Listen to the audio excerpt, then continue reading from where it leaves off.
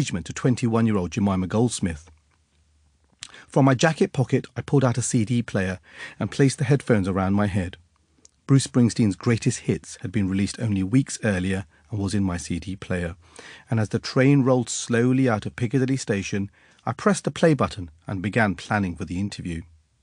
The interview was scheduled for 2 o'clock, but having left the directions to the hotel back in Manchester and being unfamiliar with the London Underground, it wasn't until almost 20 past 2 that I was finally introduced, sweating and sticky, to Elizabeth Wurtzel. She was petite.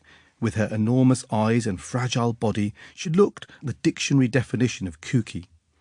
Elizabeth very graciously accepted my fulsome apologies, but each time she looked at me, my dreadlocks tied in a pink bobble and a ring in my nose, I had the feeling she suspected that I was not a real journalist.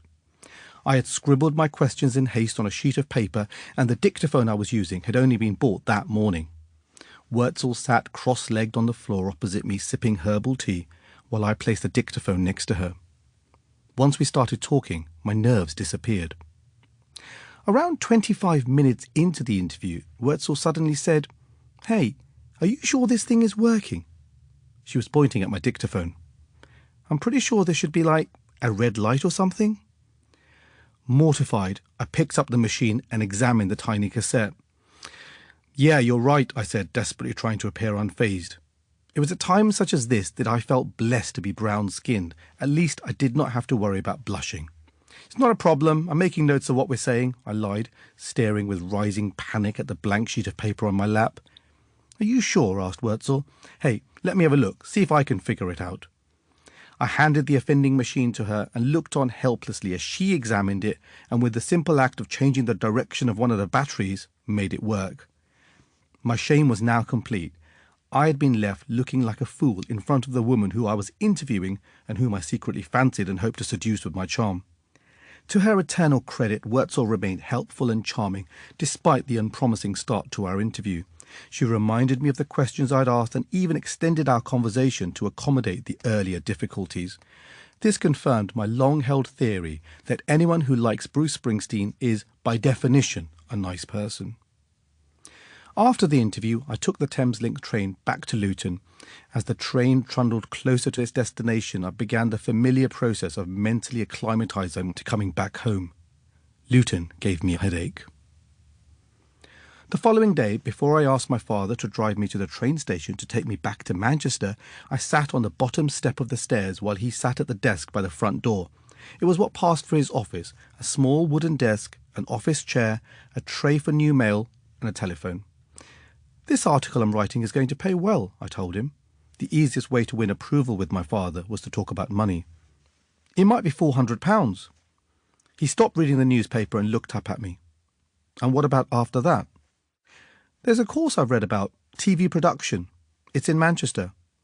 "And this course? How much does it cost?" he asked me, removing his glasses. "Usually £5,000, but there is a chance I can get it for free. They have special bursaries." "And this TV business? Is it secure?" he asked. "Is there any future in it?" His voice was not filled with scepticism, as I had expected, but concern. And when I answered that it depended on how good I was, he nodded. My father was not a man given to extravagant flourishes of enthusiasm. "So you might be a journalist," my father continued. "That's a good profession. Respectable." The next morning I said goodbye to my mother, and my father drove me to the train station in our old silver Ford Cortina. I got out of the car, thanked him for the ride, and waved him goodbye. And as I boarded the train back to Manchester, I sighed with relief. I was returning to my life, and he was returning to his. I defined myself in opposition to my father.